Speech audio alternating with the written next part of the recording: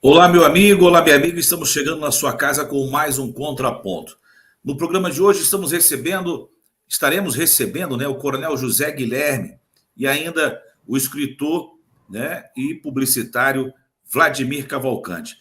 Coronel José Guilherme, muito obrigado pelo seu carinho, pela sua participação, do senhor abdicar do seu tempo, né, para participar com a nossa equipe aqui do nosso Contraponto. Eu posso dizer, sinto honrado estar do lado de tão grandes figuras do mundo aí, político, que você representa muito bem, Demerval, e o ilustre homem de cultura, Vladimir, também. Então, é uma satisfação muito grande, mais uma vez, estar dentro desse programa, de tudo possível para colaborar politicamente com o assunto que você muito bem vai comandar. Vladimir Cavalcante, muito obrigado aí pelo seu carinho, pela sua participação hoje aí, né, a semana da proclamação da República. Estamos aí para proclamar e reproclamar. Eventualmente, reprogramar essa República, né? Vladimir e Coronel José Guilherme, falar em reprogramar, né, falar em programar, falar em independência ou morte, enfim, falar em república. Essa semana a nossa República Brasileira chamou a atenção, né?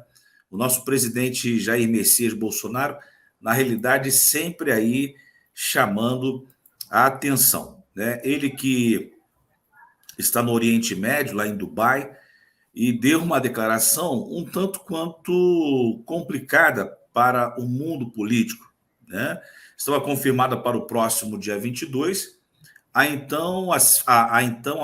filiação, né, do presidente Jair Bolsonaro ao Partido Liberal, né, o antigo Partido Republicano. Pois bem, segundo informações, né, alguns dirigentes do partido afirmam que o Partido Liberal ainda continua na disputa, né? Quer dizer, estava na disputa da então filiação do presidente Jair Bolsonaro. Mas parece que alguns contratempos, inclusive lá em São Paulo, acabou fazendo com que o presidente nacional do PL, o Valdemar Costa Neto, ficasse aí um pouco chateado com o Jair Bolsonaro, né? Segundo alguns interlocutores, inclusive na discussão do Valdemar Costa Neto com o presidente Jair Bolsonaro, ele acabou mandando aí o Bolsonaro tomar naquele lugar. E o Bolsonaro, por sua vez, também mandou o Valdemar da Costa Neto tomando para aquele lugar. Eis a questão. O famoso bananinho Eduardo Bolsonaro, que é deputado federal pelo estado de São Paulo, né, disse ao seu pai que não daria para seguir no PL em São Paulo, uma vez que o partido estaria caminhando com um candidato ao governo do estado na sucessão aí de João Dória. E aí, Vladimir, vai tomar lá, vai tomar cá, e o presidente vai empurrando com a barriga essa questão aí da sua filiação partidária, né? Partidário em uma sigla, né? O presidente é complicado, Vladimir, ou os partidos são complicados e exigem muito do presidente para ser, então, né, pessoa integrante do seu quadro político? Demerval, eu entendo o seguinte: a política é uma contabilidade, né? E talvez a pessoa que tenha maior competência aqui para falar dessa contabilidade, evidentemente, seja você. Você é uma pessoa que acompanha de perto a necessidade dessas contabilidades. Eu me lembro que quando conheci, você estava à frente de um grupo em Teresópolis e com pretensões à ocupação de pelo menos uma cadeira na condição de vereador naquela época, e foi muito bem sucedido. Só esqueceu de si mesmo, né? Eu acho que existem outras pessoas que fazem o oposto, só pensam nelas. A política é uma costura, são muitas linhas, são muitos tecidos, é um patchwork, é uma confusão, é uma complexidade. Tem um bastidor que a população não tinha acesso, agora com o Zap, né? os prints de WhatsApp vêm revelando algumas coisas que não chegavam ao ouvido ou ao olhar do povo. Mas o povo tem uma vantagem, ele tem imaginação, ele não vive só da informação, ele consegue deduzir, não precisa ser Sherlock Holmes para você sentir o cheiro, né? Não do rabicho do outro, mas o cheiro da merda do outro, né? E a gente sabe que o nível hoje do exercício da política caiu, né? Nós não temos mais aquelas figuras ilibadas que usavam da educação para a prática da política, sabe? Eu acho que a gente tem que reconhecer que a população, não só no Brasil como no mundo, vive um momento de insatisfação.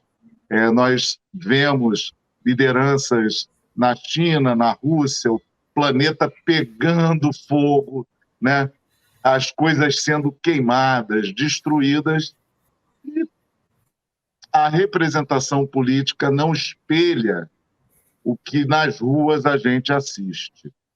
Essa é a minha interpretação de todos esses fatos. Agora, eu entendo também que dentro dessa composição de alianças, o presidente da República e a sua equipe sabe conquistar votos. Eles são bastante competentes nessa ideia de se manter com visibilidade, de estar sempre trazendo uma aventura qualquer, uma irresponsabilidade qualquer, uma palavra idiota qualquer, que coloque na vitrine e dê audiência.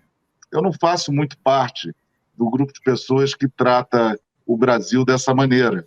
Eu tive o privilégio de estudar na Escola Superior de Guerra, tive privilégios como os de conhecer pessoas que pensam seriamente e fazem outras contas. Então, eu acredito que quem comanda uma nação deveria, nesse momento, estar preocupada em comandá-la com responsabilidade, cuidando dos problemas inflacionários que afligem a quem compra feijão, arroz, gás, né? Cuidando dos problemas de economia que levaram países como a Rússia a sair ali do barril de $50 para $100. Nós sabemos que estamos vivendo um momento desfavorável ao Brasil do ponto de vista energético, mas por culpa nossa, por falta de competência republicana para conduzir a nossa matriz energética. Então, eu acho que o nosso foco de ação política poderia estar muito mais voltado a benefícios da sociedade. O Brasil é um país rico, né? E acabamos ficando um pouco envolvidos numa discussão que, a meu ver, é quase que a discussão daquelas que acontecem nas revistas, como a revista Cara, que ficam num tititi em torno de para que partido vai ou não vai, brigou com a esposa, não brigou com a esposa. Cara, o brasileiro quer saber de resultados para a nação. É isso que eu penso, é a contribuição que eu posso dar aí nesse momento, Demerval. Coronel, qual seria o partido que não gostaria de ter nas suas fileiras, né? O presidente da nação, o presidente da República.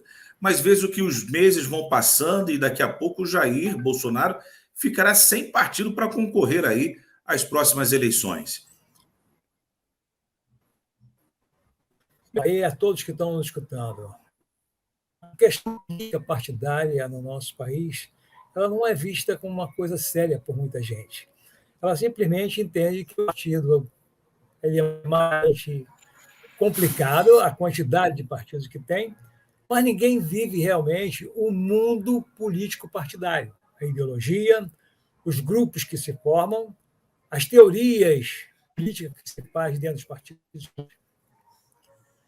O presidente em exercício hoje no nosso país, o entendimento, ele tem uma característica fora de série, ele não respeita um partido político. Ele entende que ele é o poderoso e qualquer um que ele diga que vai chegar vai fazer com que ele chegue sendo o dono de tudo. Nós temos vivência de partido político, nós entendemos que ideologia partidária tem que ser mostrada como educação política à população brasileira, coisa que não acontece. O nosso jornalista, o Vladimir, falou muito bem. As pessoas querem saber de um movimento, de um pensamento político partidário. É viver as situações do dia a dia, da falta de comida, da gasolina cara. Nós que vivemos a parte política partidária, eu vejo um temor muito grande de ter um presidente da República que não tem uma referência partidária, ou tem uma referência ideológica, pragmática, de um partido político, seja ele qual for, de direita, de esquerda, de centro. Isso tem que haver, até porque precisamos. A lei brasileira não permite que você se candidate sem ter um partido político. Está funilando.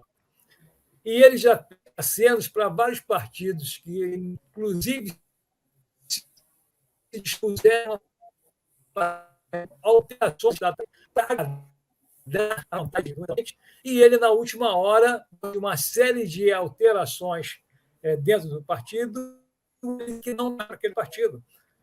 Ultimamente, se eu contei errado, ou se eu posso ter contado errado, 4 últimos partidos acenaram, dando tapete para ele, dando tudo que ele dizia que era necessário, mas você não pode, pura e simplesmente, a partir de hoje, e dizer que os grupos que estão formados estão trabalhando com um projeto político, tem que tirar o projeto político para que ele entre à vontade dele, para, na última hora, ele dizer assim, eu não estou mais aqui, eu vou embora. Que história é essa? Não tem nenhuma fidelidade a qualquer tipo de doutrina política. Ele não tem isso. Tá? Ele está rodando, faz uma série de observações de que ele possa ser determinante e mandar no partido. São coisas que hoje, por exemplo, pelo que está no meio, hoje ele briga com o PL em virtude de querer chegar e determinar que se haja alteração num governo de São Paulo, numa pré-candidatura do governo de São Paulo. Ora, como é que ele faz isso, gente? Como é que faz tudo isso?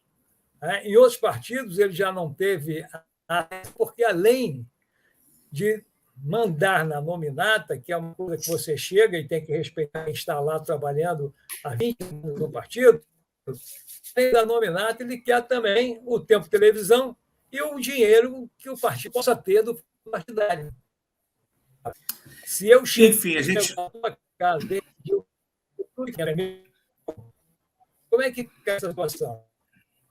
A gente espera, na realidade, agora que nessa contagem regressiva aí, ele possa chegar numa casa partidária e trazer pequenos danos, né? Porque o presidente, na minha opinião, não estou aqui para colocar minha opinião em pauta, e sim levar aí a informação e perguntar para que os nossos debatedores possam colocar as suas opiniões em prática, né?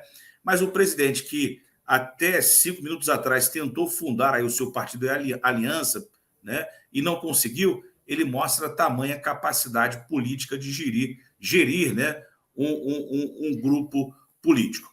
Senhores, já estamos fechando o primeiro bloco, e no próximo bloco vamos falar de 2 temas que chamaram muito a atenção no município de Teresópolis, que foi a CPI da pandemia, que nos corredores da nossa política acabou terminando em pizza, e ainda um bairro que é totalmente desassistido pelas nossas autoridades. Já estamos de volta com o Contraponto, e você que está nos acompanhando, não saia daí.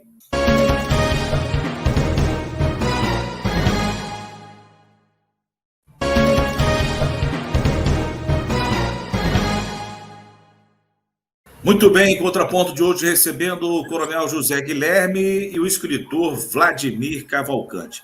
Vladimir e Coronel José Guilherme, essa semana eu recebi, quer dizer, na última semana eu recebi um vídeo que, inclusive, acabei postando na minha página pessoal, né? Foi um vídeo de um grupo de estudantes da Faculdade de Teresópolis, que estiveram visitando a comunidade do bairro Vale da Revolta. Né? E, por incrível que pareça, Coronel José Guilherme, muitos teresopolitanos falam assim, mas lá no Rio de Janeiro as coisas estão dessa maneira, lá não sei aonde está dessa maneira, mas a crua e nua realidade também da pobreza acaba existindo no solo teresopolitano.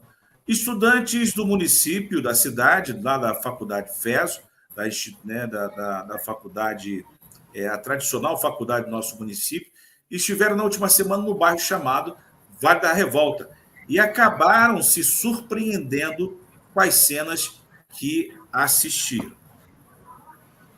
Isso aqui, grava aí, vocês estão vendo aqui, ó. Isso não é na África, não é no submundo, isso aqui é Teresópolis, um ser humano cozinhando porque ele não pode comprar um bujão de gás, tá? Ele tem esse alimento aqui, foi doado pela associação, porque meus amigos doou isso aqui. Ele está sobrevivendo assim, ó. Isso é o fogão, porque ele não pode comprar um bujão de gás, tá? Ele não pode comprar um bujão de gás, ele está vivendo aqui, ó. Tá? Isso é condições de vida de um ser humano. Isso é ser humano? Isso é lugar? Mas, tá? Não é. Eu estou fazendo esse áudio, ele tem autorização, eu gravo um áudio autorizando você botar esse áudio na rede social. Eu estou autorizando a você, eu estou respondendo por isso, eu estou autorizando você botar em todas as redes sociais, nas suas redes sociais, pode gravar um vídeo até para a escola. Eu estou autorizando. Isso é a minha realidade. Ele está comendo que eu dou uma quentinha para ele na quarta-feira, dou uma quentinha no domingo, dou 100 quentinhas na quarta-feira, dou 100 quentinhas no domingo e dou a cesta básica para comer. Arroz, feijão, macarrão, alguma coisa. Ele tem que cozinhar esse macarrão aqui, ó, porque ele não pode comprar um bujão de gás. Isso é sociedade? Isso é justo? O Estado democrático de direito é esse? A democracia que ele está precisando? O direito dele é cozinhar na lenha. Mesmo assim, ó. Tá aí, ó, para ele comer. Vamos ver a casa dele. Vou gravar. Isso, olha, o que é isso? Ó. Um ser humano, cara, que mora vive aqui dentro. Só come porque eu dou. Tá? Eu tô indignado mesmo. Eu não gravo, eu mesmo não faço vídeo, porque eu não me sinto legal. Mas vocês são meus visitantes, são meus convidados, eu tô mostrando a realidade para vocês mostrar e levar para o campo da universidade e fazer um vídeo e mostrar na universidade. Tá? Tá bom?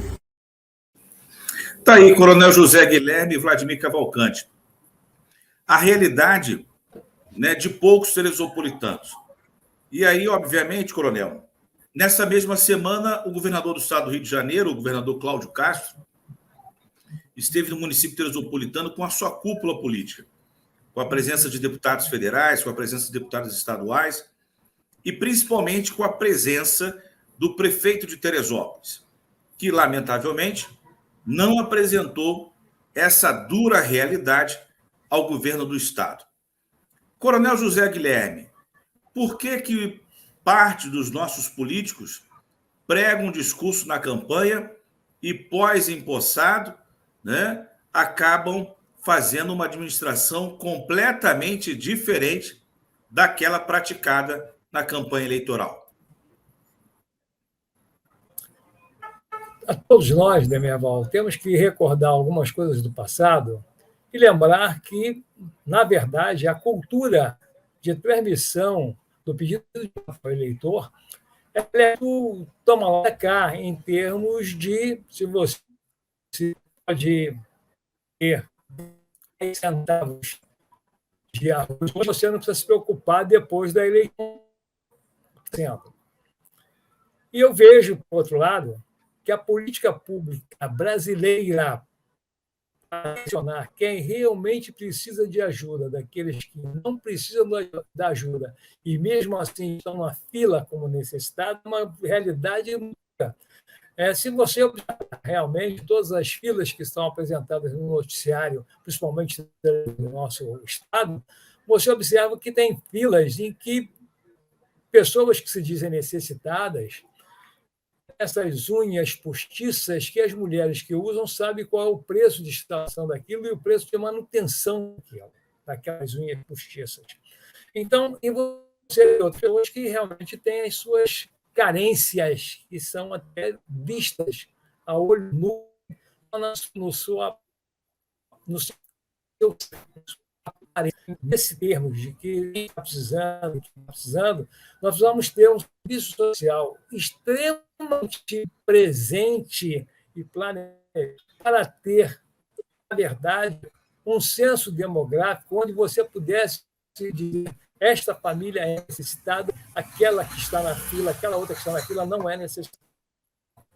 Nós temos uma combinação muito mal feita para atendimento social, que você, de repente surge aí pessoas que se beneficiam do auxílio do governo federal, estão recebendo auxílio do governo do Estado, e se você parar e pensar, tem pessoas que não precisavam e não teriam o direito de estar naquela fila, porque se comportam para a necessidade de buscar o dinheiro estadual como se fosse o último do miserável.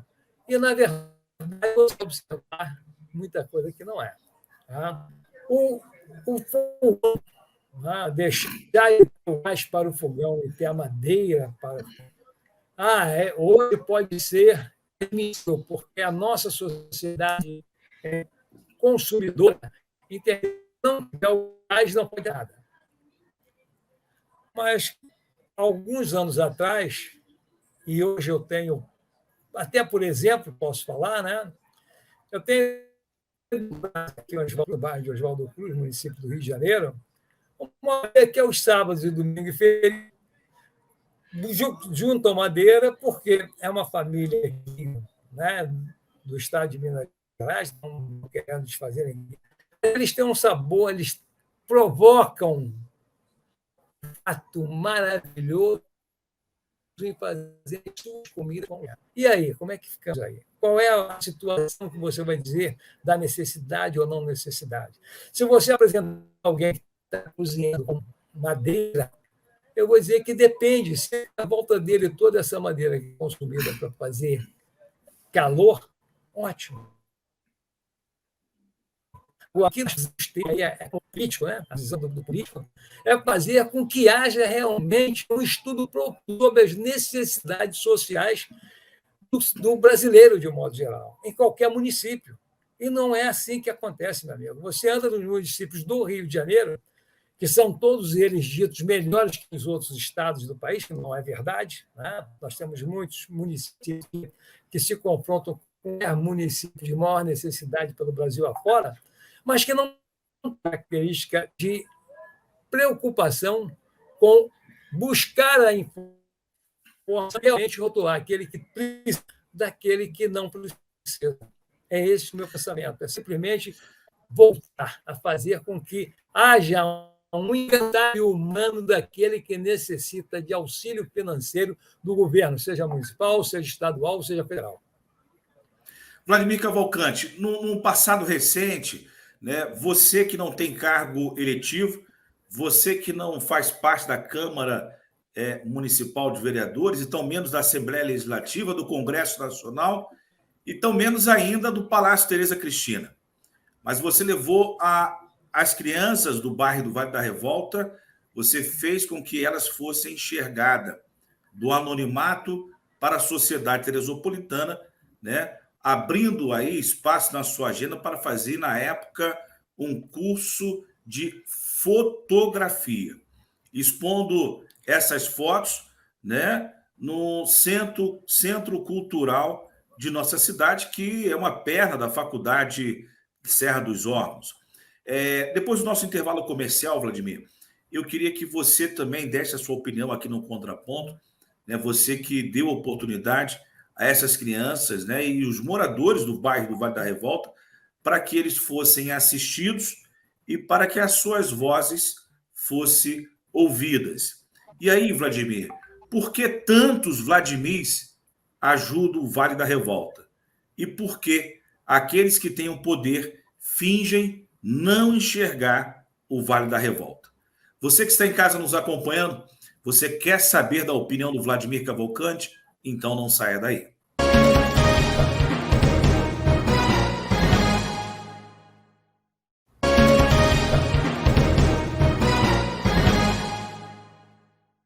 Vamos direto ao nosso contraponto, né? E com a fala do nosso integrante da nossa bancada, Vladimir Cavalcante. Vladimir, dói assistir às cenas que você acabou de assistir no bloco anterior do presidente da Associação de Moradores do Vale da Revolta, o amigo Judas Tadeu? Tadeu é uma personalidade, é uma pessoa que conhecemos de longa data, na época em que tivemos que nos associar para expurgar demônios, exorcizar os demônios que habitavam a cidade, fazendo as piores coisas num momento de tragédia. O Vale da Revolta é um daqueles lugares da cidade que eu chamaria de espaços invisíveis, né? Não é só a Mulher Maravilha que tem o avião invisível, né? Alguns lugares do Brasil e das cidades, dos municípios, sofrem desse mal da invisibilidade. Eu recentemente escrevi um livro, está espalhado aí em 51 países, sobre a fundação da agricultura qualificada vinda do Japão para o Rio de Janeiro. O livro chama-se Invisíveis Anônimos. Então, esse anonimato, essa invisibilidade, ela é bastante mais frequente do que a gente imagina. Queria aproveitar para lembrar duas coisas que me chamam a atenção nesse material que a FESO, na figura de seus estudantes, trouxe à tona. Uma delas é que, na época em que eu fotografava Teresópolis, eu sempre fotografei de tudo, né? Nunca fiz distinção dentro do meu conceito estético fotográfico. Era importante ter uma amostragem representativa da cidade, até para poder, num álbum fotográfico, fazer uma leitura talvez um pouco mais próxima da realidade desse município, que tem distritos, que tem diferenças, que tem suas peculiaridades. Ele não pode ser tratado de uma forma homogênea. E uma vez eu fiz uma revelação, fiz uma impressão de uma dessas fotografias, retratando o Vale da Revolta, uma imagem muito emblemática do lugar, do bairro. Antes do curso de fotografia, eu exibi essa fotografia numa livraria do shopping. E foi muito chocante isso, porque apareceram não poucas pessoas, moradoras da cidade, que achavam que aquela fotografia não deveria ser exibida, que aquilo não passava uma boa imagem da cidade. Então, eu acho que isso explica uma parte do problema, né? O pior cego é aquele que não quer ver, né? O olho e o cérebro, a nossa parte cognitiva, funcionam juntos, né? Então, quando você vê a população de rua crescendo e prefere não olhar para aquele ser humano que está ali, que pode morrer de frio, é uma situação muito particular, muito pessoal de cada um, depende da formação moral, educacional, ética e humanitária que cada um recebe em casa, na escola e ao longo da vida. Nós não temos muito como controlar hoje isso. Eu acho que uma parte da banalização da miséria, da fome, da precariedade que nós temos hoje na cidade é fruto disso. Como nós, como seres humanos, somos formados e constituídos, né? Se nós enxergamos a vida do outro como algo valioso, ou se nós só enxergamos no outro aquilo que nos interessa. E aquilo que não nos interessa, a gente joga na lata do lixo, incinera, toca fogo, mata.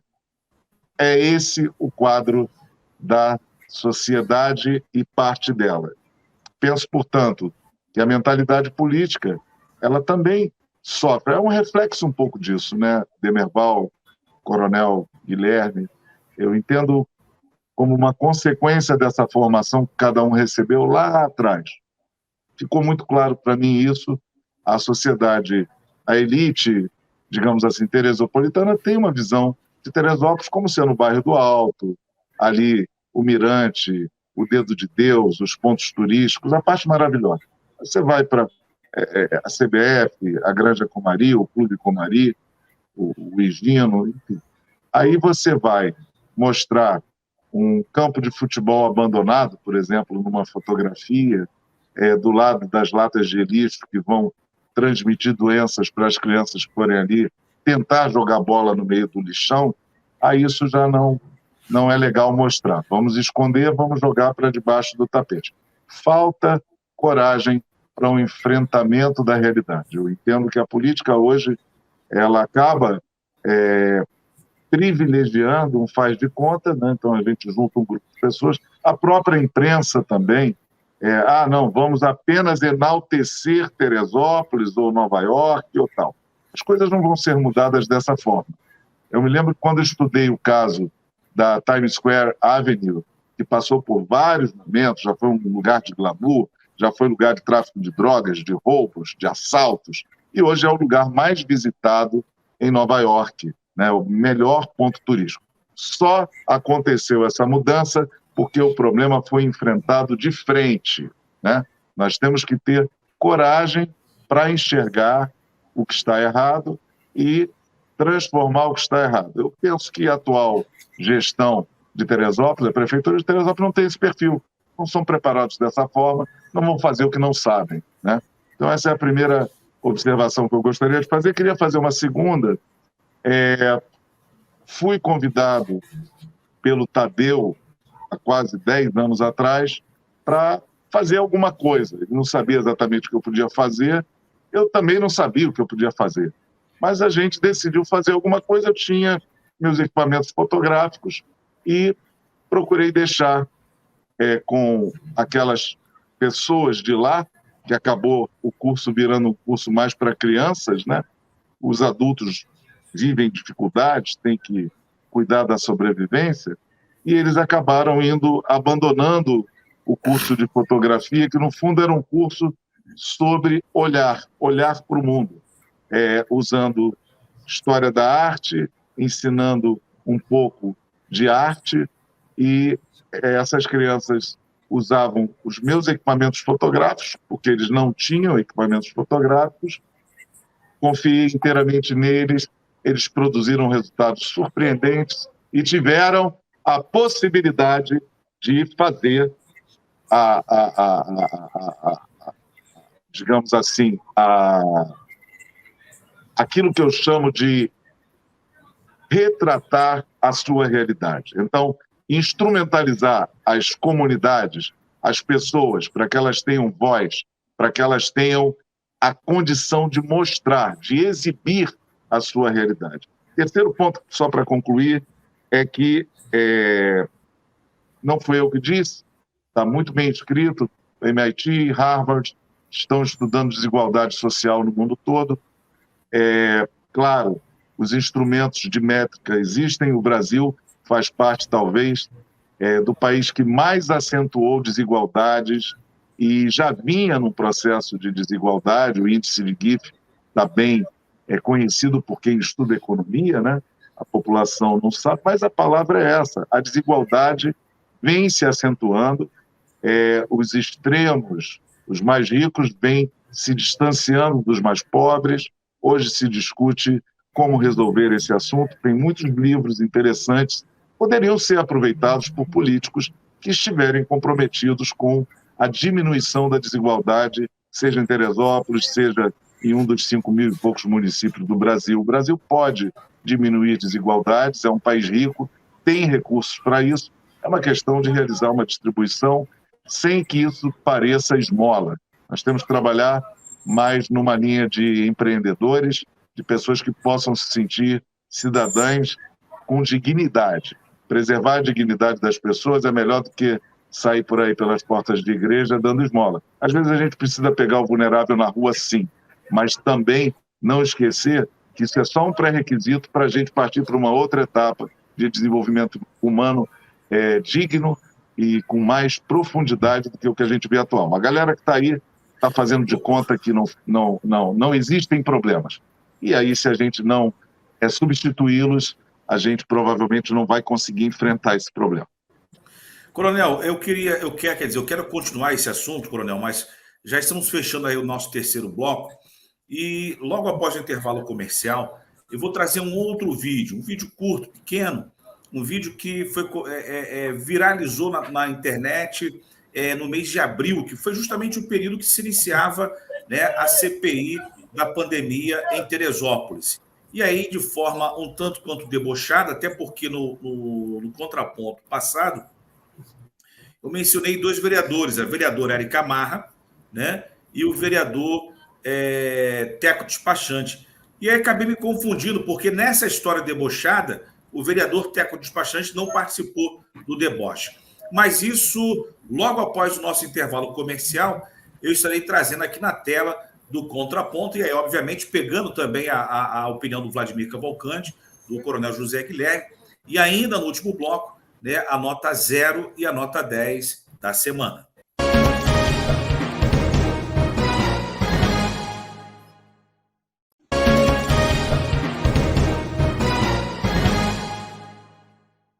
Muito bem, estamos de volta aí com o nosso contraponto e já no nosso último bloco, né, com os amigos, né, o coronel José Guilherme, com o amigo Vladimir Cavalcante.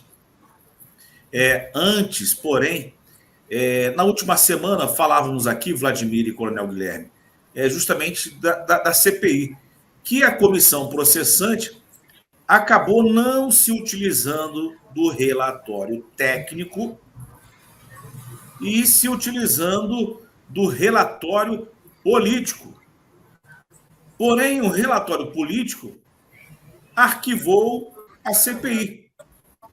Se a comissão se utilizasse do relatório técnico, o prefeito poderia ter sido, inclusive, afastado. Mas os homens do poder, né, da comissão processante, tiveram um outro entendimento. Depois de mais de dias e dias e dias de trabalho, porém, coronel José Guilherme e amigo Vladimir Cavalcante, parecia que antes mesmo do início dos trabalhos, dois parlamentares, que acredito que não são pais de santo, e tão menos jogam cartas, e tão menos ainda jogam búzios, já faziam a previsão do que aconteceria com a CPI.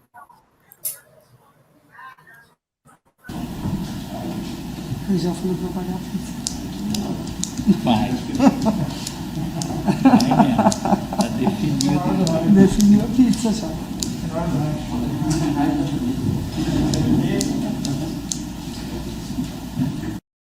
A sessão que, de forma debochada, a vereadora Érica Marra, do partido PSD, juntamente com o vereador Paulinho Carvalho, não, com o vereador Paulinho, do PSC, que vem a ser líder do governo, já definiam o que iria acontecer com a comissão processante.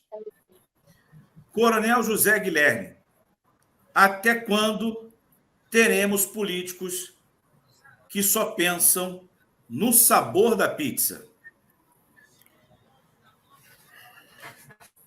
Merval Casemiro, você me faz uma pergunta muito difícil de ser respondida, uma vez que hoje a maioria do povo brasileiro convive com e não passante pela presidência da República diz que vai acabar. Eu de onde posto que a corrupção não é uma coisa que se acabe. Se você estudar Roma antiga, você vai descobrir que os tribunos, suas determinações bem se passavam por não corruptos e, no final das contas, eram apenas por corrupção.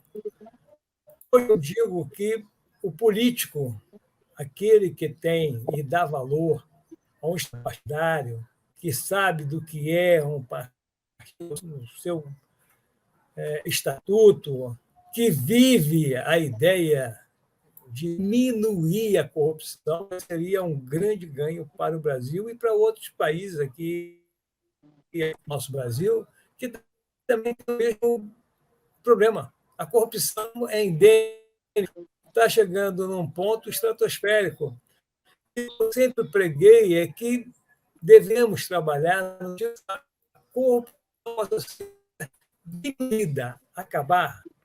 Eu não acredito que acabe. Eu realmente acredito que acabe e vai depender muito de cada um, porque a corrupção, ela normalmente é vista na política como por conta da grande quantidade de dinheiro que é movimentada. Mas a corrupção começa até, de repente, nos pequenos toques. Tá? Quando existem situações entre pessoas que não têm esse poder político todo, mas convivem com a corrupção para poder ceder uma coisinha ali, facilitar uma coisinha aqui e ir levando à frente. Então, corrupção. Tá? Nós temos ela em todo canto do Brasil? Não, nós temos ela em todo canto do mundo. É uma coisa que não tenho. Eu quero que vocês me apresentem, porque assim, a corrupção aqui é zero. Até um país agora, há pouco tempo, que fez um coronel do exército deles lá, né, virar presidente da República, para isso mudaram todas as leis do país, entrou realmente acabando com a corrupção. Só que hoje ele é o ditador. E aí? O ditador tem a fama de corrupção ou não? Então, nós temos que entender e fazer com que a nossa cultura consiga combater a corrupção, consiga diminuir esse grau de corrupção que realmente é insuportável. E cada vez mais traz, através desse pequena amostragem que você nos deu de Teresópolis, uma evidência que possa, esclarecido, dizer que todo político é corrupto. Não é verdade. Não é verdade. Alguns políticos têm a decência de querer um mínimo de corrupção. E aí vamos à vida. A vida é essa. Amigo Vladimir Cavalcante, será que a vida realmente é essa que o coronel José Guilherme acaba de mencionar? Até porque ali, o Vladimir, nós temos a vereadora Érica Marra, né, que vem tentando se eleger há mais de 3 pleitos. Nós temos o Paulinho, que teve a sua primeira disputa e foi um dos vereadores mais votados do município, tendo total apoio do prefeito, que, lamentavelmente, né, ao invés de olhar para o cidadão teresopolitano, estavam preocupados, né, qual seria o recheio da pizza.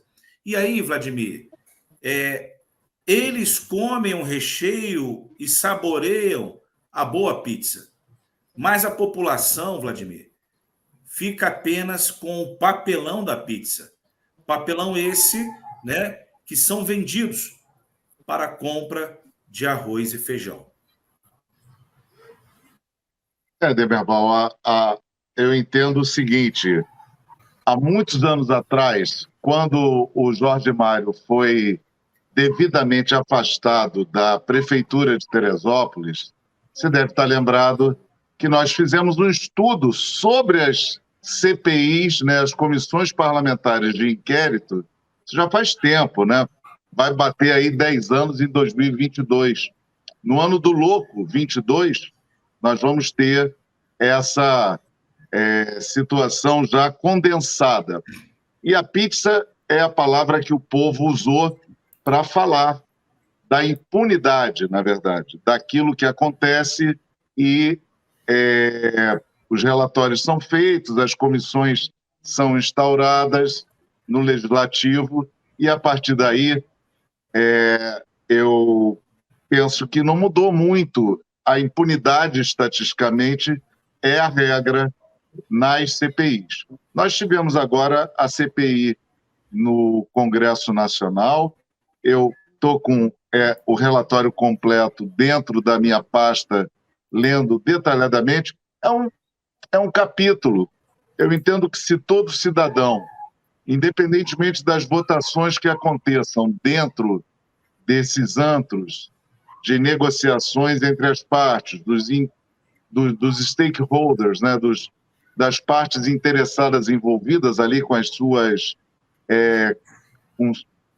com as suas intenções, se a população se desse ao trabalho de ler o trabalho da Comissão Parlamentar de Inquérito, nós já teríamos um ganho educacional. A educação política depende um pouco disso. Abrir essa caixa de Pandora pode ser interessante. Pode ser que não aconteça nada hoje, mas a população ter as informações detalhadas que foram levantadas nos dá muito material, nos dá muita condição de, talvez, daqui a algum tempo, ter um outro tipo de atitude na hora de votar, na hora de eleger alguém, na hora de se manifestar, na hora de expressar a sua opinião dentro das redes sociais. Então, esse esclarecimento, já por si, me faz acreditar que a CPI, apesar dela virar pizza, pode ser que lá na frente ela tenha um pequeno resultado. A outra coisa em relação ao que o coronel falou, o coronel Guilherme Moraes falou realmente da existência da corrupção como um fator endêmico ou pandêmico ou sistêmico dentro das sociedades. É fato. Agora, o Mário Andreasa, que foi uma pessoa relevante no contexto de um determinado governo militar que se estabeleceu no país, ele dizia, ou dizem que ele dizia, né? Eu não tive o privilégio de conversar com ele e entrevistá-lo, ele dizia que, assim, acima de 20% ele mandava prender, né? Então existia um índice, né? Eu acho que a questão que o coronel colocou, ela é muito importante. 100% é para Deus, 0% não existe. Então, o que nós temos que tratar como sociedade é qual é o indicador, onde estamos e qual é a meta que queremos atingir. Na agricultura, nós utilizamos um indicador importante para saber se vamos ou não atacar uma praga, né? Uma praga que está ali, sei lá, invadindo uma lavoura de soja, uma lavoura de tomate, de alface, que é o índice de dano econômico, a partir do qual você faz a intervenção, né? Então, acho que a sociedade também precisa ter essa ideia de que não é ou 0 ou 80. Não existe isso na natureza, no mundo biológico. A praga coabita, está ali, ela vai comer um pouquinho do amendoim que foi armazenado no silo, ela vai comer um pouquinho da colheita de arroz, faz parte do processo. Agora, se atingir um nível de dano em que toda a colheita vai ser comida pela praga, nós vamos ter uma sociedade inviabilizada. Me parece que é um pouco mais isso. Não sei se eu entendi bem o que o coronel Guilherme falou, eu procurei apenas acrescentar aqui uma ideia da agricultura que a gente usa quando vai cultivar principalmente na cidade de Teresópolis. Qualquer.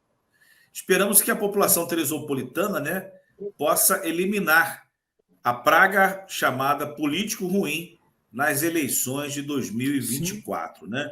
Coronel José Guilherme e Vladimir Cavalcante, eu queria ficar com os senhores aqui por muito, muito mais tempo, né?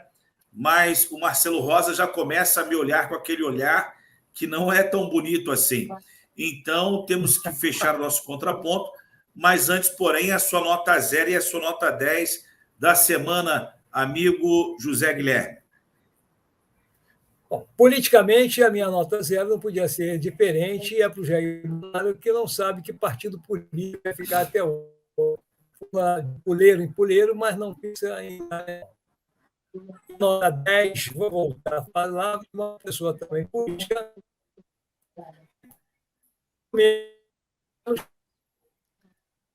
Coronel... Uma satisfação muito grande, 400. Coronel José Guilherme, a sua nota 10 vai para quem? Coronel José Guilherme, a sua nota 10 A sua nota 10 vai para quem, Coronel? Olha, eu gostei muito dessa... Vou pegar esse barco aí depois. Coronel José Guilherme, é porque a sua nota 10 acabou não saindo com excelência. A sua nota 10 vai para quem? Em virtude do que está acontecendo para 500 mil funcionários públicos, servidores, como são chamados, no Estado, militares, serviços ativos, inativos e pensionistas, eu dou a 10 para o por ter, por enquanto, terminado com um temor que não vai ter dinheiro para pagar ninguém. Ok. Vladimir Cavalcante, a sua nota 10 e a sua nota 0 para a gente fechar aí o contraponto de hoje. Rapaz, eu gostei da nova logomarca do programa, do seu programa aí em Teresópolis. O contraponto tá bonito, hein? Ficou melhor do que a outra. Eu quero parabenizar. Nota 10 para o designer. Vou contratá-lo. Marcelo Rosa. Vou contratá-lo. Gostei. E é sempre bom ver uma repaginada para melhor, então nota 10 para o Marcelo Rosa. A nota 0 vai para aquela galerinha que, infelizmente, não entendeu o que é fazer política de um modo geral, né? Estão aí pulando de galho em galho, oportunistas por todas as partes. Em plena data comemorativa da República, nós precisamos resgatar a res pública, a coisa pública, que se tornou o quintal privado de um bando de pulhas. Então, nota 0 para os pulhas da antirrepública no dia 15 de novembro. Maravilha, muito obrigado aí, Coronel José Guilherme, muito obrigado aí, Vladimir Cavalcante, e principalmente a você que está em casa aqui nos acompanhando no Contraponto, e, obviamente, a toda a nossa equipe que trabalhou para que o nosso Contraponto de hoje fizesse acontecer. Semana próxima estaremos de volta com mais debatedores discutindo Teresópolis, o Brasil e o mundo. Um forte abraço. Tchau, tchau.